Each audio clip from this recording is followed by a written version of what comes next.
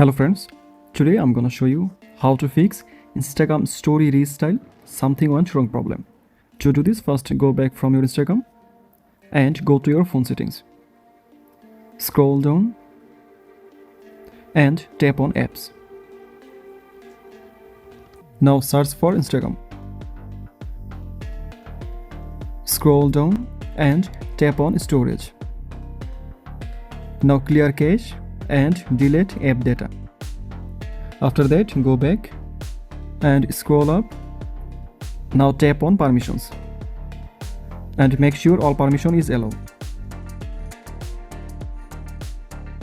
After that, go back and go to your Play Store and search for Instagram and make sure your Instagram app is updated and open it. By doing this easy process, you can successfully solve your problem. But if you are still facing this problem, then it may be a server issue. Just wait a few hours and then try again later. Thank you.